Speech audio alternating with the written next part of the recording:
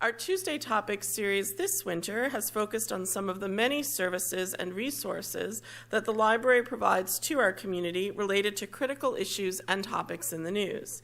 And our topic today is technology in 2020. Our presenter is Brian DeNito, librarian and computer instructor here at Central Library. Brian earned his BS in Telecommunications Engineering from RIT and an MA in Computer Teacher Education K through 12 from Nazareth College.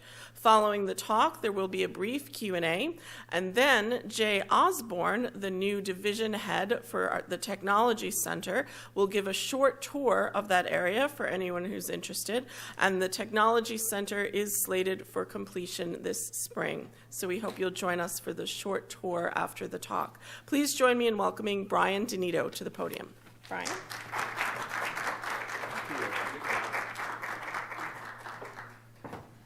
All right, thank you, Susan.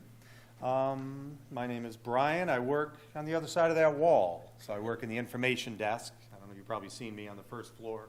We're very busy over there. We help people mostly with technology, with computers and phones, and getting on websites, doing unemployment applications, all different kinds of things. I sort of smiled when I read the description of that. I didn't write the description in the news. I'm going to read it to you. It says, technology is everywhere, from the devices on our wrists and in our pockets to facial recognition software being used in the Tokyo 2020 Olympic Summer Games. Well, I do have technology on my wrist. I have one of those step counters. I have yet to have someone ask me about like a smart watch and helping with that. So we could, but we haven't helped with those yet. In our pockets, I have my smartphone in my pocket. We get a lot of questions on that. Just this morning, someone had to print out a return label for UPS. It was on their phone. We showed them how to forward it to our email, and then we printed it for them. Then they paid at the desk. So a lot of our day we spent helping people with their technology that's in their pocket. And then the last mentioned about the facial recognition at the Olympics or in the Soviet Union or Russia, we do facial recognition a little differently here. So let me show you some of our facial recognition. This here is Johnny. He comes in regularly. He was actually here about an hour ago, and he's a poet. So he's sitting in front of one of our public terminals, and he writes his poetry. He saves it on his flash drive. We help him with organizing his files and making folders. We help him back up his poetry, because if he loses his flash drive, he's all out. But he's a regular, and he's a regular patron that comes in and uses our technology. And you'll see him in the lobby, so that's how we do facial recognition. Oh, Johnny, how you doing? Or he sees us. So that's a little different than the high-tech facial recognition. I think ours is better.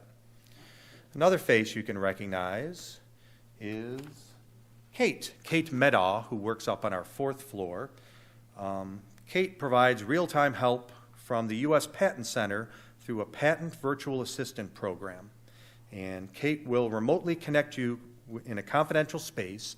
They have a little meeting room up on the fourth floor of this building with a U.S. patent examiner in your area of interest.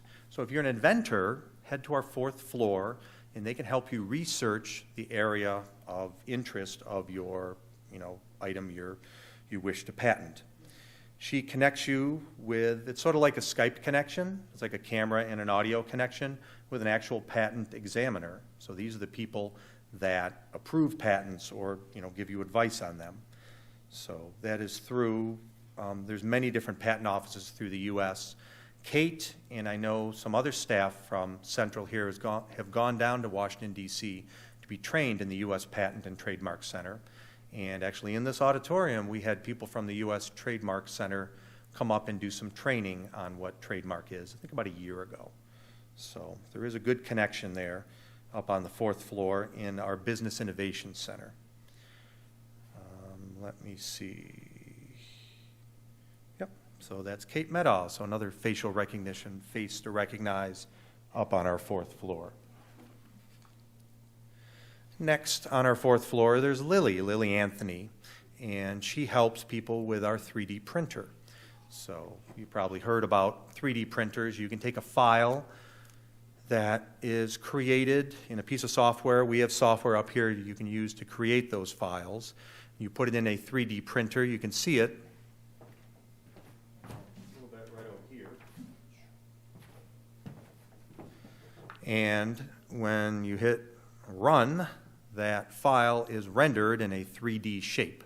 So it has like a little drawing head that goes back and forth and sort of builds it, accrues it up over time using these plastic polymers, and it produces your 3D shape.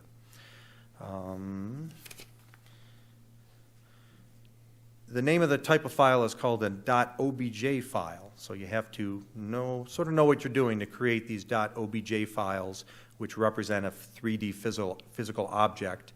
You feed the 3D printer these OBJ files, and then it runs and produces the object. You can also download these OBJ files off the internet, and she can help you with configuring and setting them up in the machine.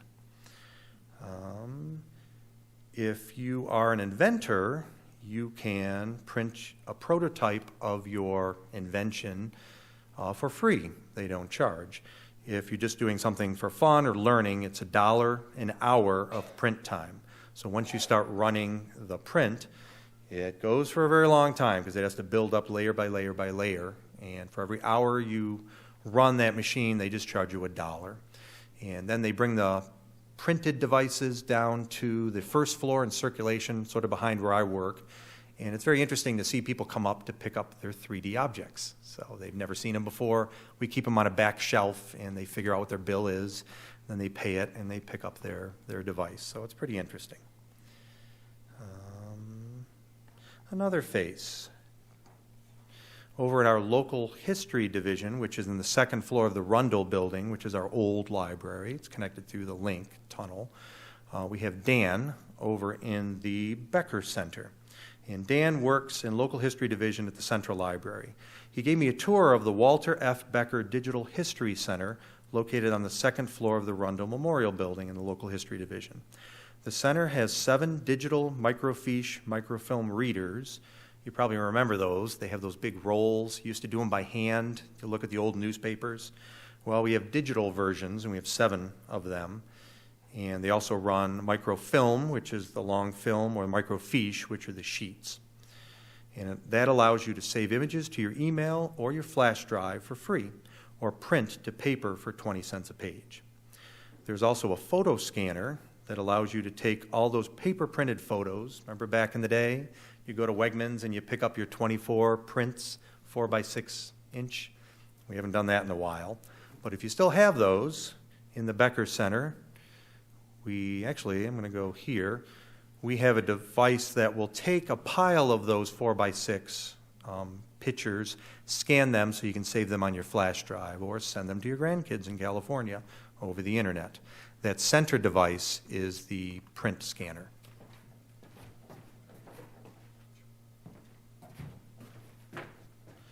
Also part of the Becker Center is, to the right of the print scanner, is they have a mounted camera where you can lay a book flat, because sometimes books are a bit fragile. You can't fit them on top of the scanners. So if you just lay it flat, and I think they have little weights there, you can actually take pictures of the pages, and you can save them digitally. Again, no cost.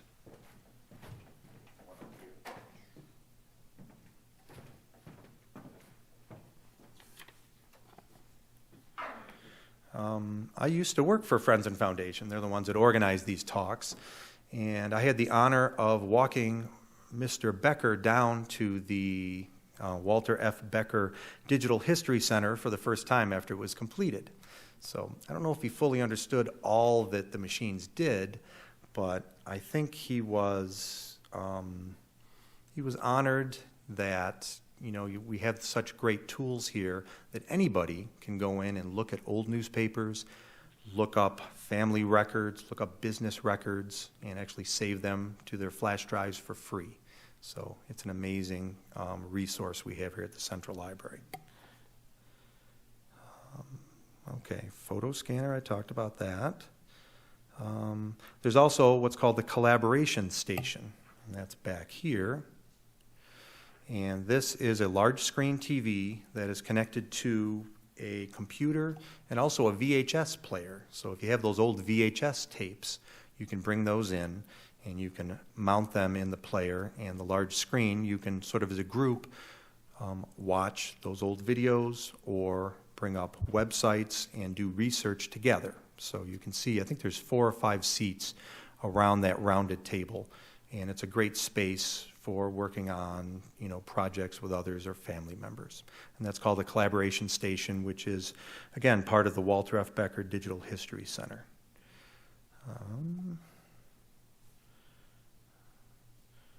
Dan also mentioned that they have regulars at the center. There's a gentleman that comes in every day at 10 a.m., so that's when that building opens. And he goes in, he checks in, and he sits at Station 4. That's his station.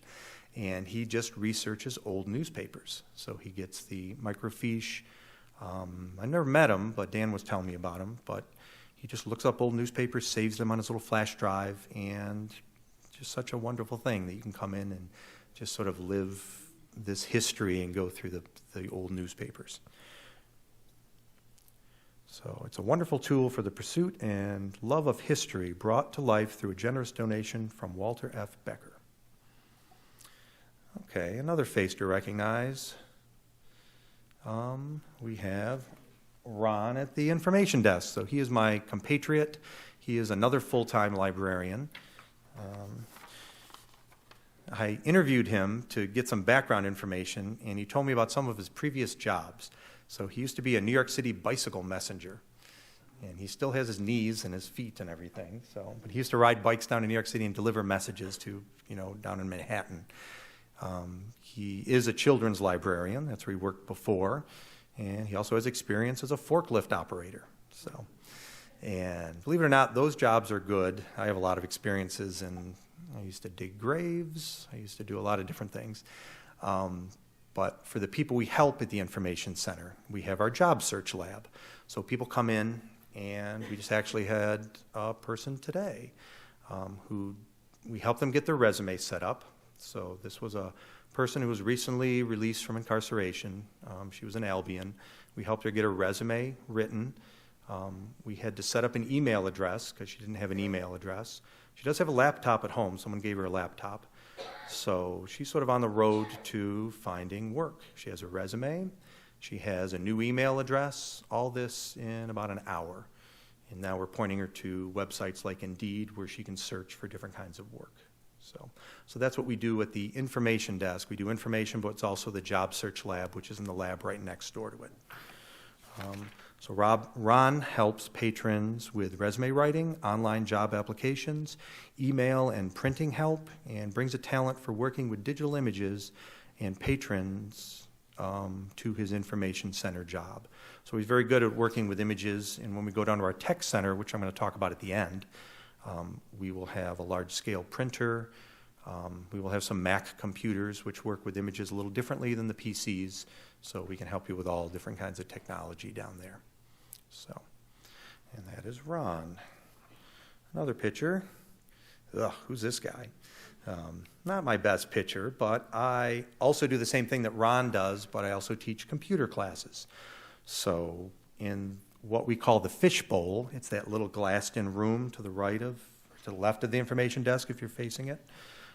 We teach computer classes. We teach 3 classes a week. We teach on Tuesdays and Thursdays from 1 to 2 p.m., and we teach Wednesday nights from 7 to 8. So I teach most of the classes. Later next month, we're going to have some people from RIT in. They're going to teach a class on Wikipedia. So that's sort of a collaborative group with us. So I've been working with them. They're going to come and teach how you edit Wikipedia pages. But in the beginning of the month, we start with basic computer classes. So if you've never used a computer before, if you don't know how a mouse works, if you rotate the mouse, I had to tell people you don't spin it. Nope, you sort of move it. Keep the tail facing away from you. We teach people right from the ground how to use a computer. So those are in the beginning of the month, our beginning computer classes. To teach those classes, I understand you need to be hands-on with people. My background in teaching is I taught 20 years in the city school district. I taught 7th graders. I'd have a class of 35 7th graders, and I teach them math. So we had fun. And from that, I learned you have to really be hands-on, you really have to be directed. So for my beginning computer class, I bring in a laptop computer, a tablet computer, a smartphone. We have desktop computers in the lab. I let them touch the things. They type in their name on the tablet, on their smartphone. They use voice recognition. So it's very much of a hands-on class, and I think that's what you need to teach people when they're first starting with computers. After beginning computer, we go to beginning internet. So we go on at least 3 different websites, and we teach you the structure of a website.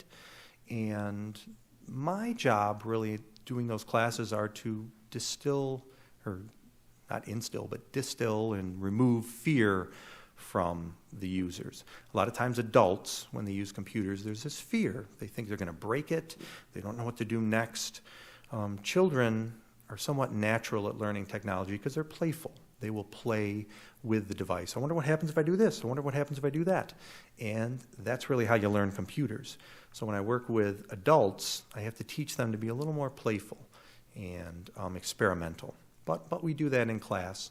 And my classes are open. They're free. A lot of older learners tend to take them over and over again. So I've had people take my beginning computer class 4 times. So you just take it and get a comfort level and move off from there. So that works. Here is, it's a little hard to see, but here's our classes for March. You can see in the beginning of the month we have our beginning basic or beginning computer, Tuesday, Thursdays. On the bottom we have classes in the evenings. And later in the month we do different kinds of classes like introduction to smartphones, photos on your phone, create a digital poster. And then in the middle of the month, we do more job-specific classes like Microsoft Word for writing resumes or making signs, and Microsoft Excel. Almost all offices use Excel to keep track of money and people. And PowerPoint classes. And every month it starts like that. So beginning of the month, basic classes. Middle of the month, those job classes. End of the month, more pocket technology phone classes.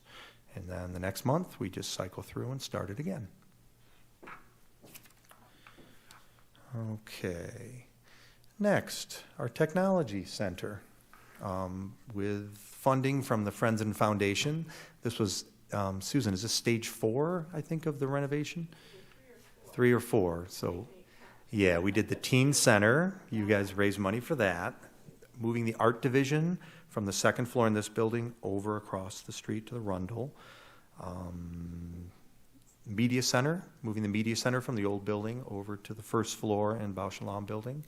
And then I believe the step 4 is moving or creating the Tech Center because we never really had a Tech Center. Right now we have computers, about 45 computers spread from the 1st floor, 3rd and 4th floor in this building and the 1st floor in the older building. We're going to move all those computers into one place and move all the trained expertise in one place. So when you go in our new tech center, which will be in the lower link, you'll have 3 full-time librarians to help you with technology.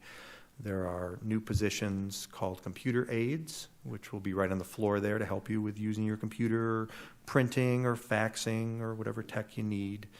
And we also have a Spanish speaker, part-time Spanish speaker we're working on hiring. So, because we have a lot of Spanish patrons.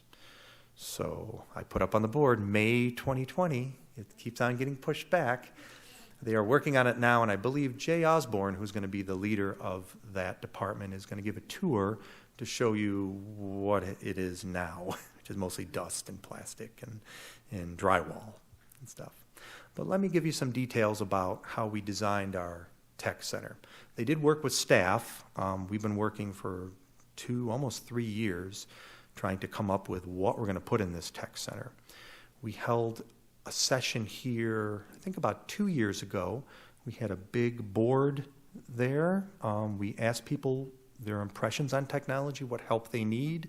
We gave out free donuts and coffee. They love that. And we took a lot of those ideas and incorporated in some of our ideas how we help people every day and how technology is changing to start putting items in this tech center. So let me sort of go over some of the things we're going to have.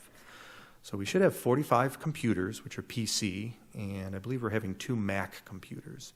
So Macintosh computers work a little differently with images. They're very good with images and using video. So we'll have 2 Mac computers downstairs. We will have flatbed scanners to print black and white color. You can save files to your USB or save it to your Google Drive account and have fax capabilities. We actually already have that right on our first floor, but we're going to have more machines downstairs to be able to do that. We are going to have a large format printer. What that means is 24 inches wide, and it comes on a roll of paper. So you can make a big banner. You can make a large poster. To get ready for that, I'm starting to teach classes on designing digital posters. So there is one in the end of March on designing digital posters. We're going to have 2 color printers. We're going to have 2 release stations. That means when you print from a computer, you can walk over to these stations and pay and pull up your print job. We will have 1 black and white printer behind the desk for sensitive printouts. That was one of the things I brought up, because right now, if we print something for you, let's say it has a Social Security number on it, it goes out to the public machine. So I tell you, go stand by the machine, grab that print. You know, we don't want people's private information going out into the public area. So if you're going to print something sensitive, we'll print it to our machine behind the desk, and we can bring it over to you. So I think that's a good addition. We're going to have a technology-enhanced classroom available for renting to outside agencies, and library-offered computer classes at least 3 times a week. We might do more. How we run it now is I have a class at 1 o'clock. Today's Tuesday, so I teach 1 to 2. And we have a computer lab on the other side of this wall that's a public lab, so people use the lab. So we have to make announcements. The lab is closing because we're having a class. So my coworker, Makita, I asked her to do announcements at 12:30, so she already did her first announcement, and another announcement in 15 minutes. And we have to sort of scoot people out of the lab and then scoot the people in who are taking the class, and it's a little cumbersome. So we will have a dedicated classroom. So if you're going to have a class, you can go in there 10 minutes early. No one else is in there. You're ready for class. Also, the teacher's ready for class. All this stuff is out there. We will have study rooms downstairs. There will be a conference room with a smart display. There will be a large digital display behind the reference desk to show schedules, offerings, and events. We're going to have things called conference corners. So we have a reference desk, which is about 16 feet wide. And on the 2 ends, we'll have a lower desk where you can bring your laptop, your phone. You can actually sit down with us, and we can help you with your device. So we can both be close, looking at your same device, and helping you the best. So it's better than what we do now, sort of balance over the book drop, and with the phone there and everybody coming in, and the newspapers and the puzzles. So we'll have more room downstairs.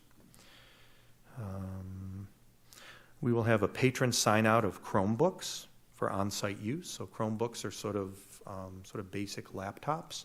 So we're going to have a kiosk where you can put your information in and sign out the laptop and then bring it back afterwards. They will be reset, so none of your information will be saved, and you can use that Chromebook anywhere in the library. We will give smartphone help and wireless printing from your smartphone. That's what we do now. We'll do more of that.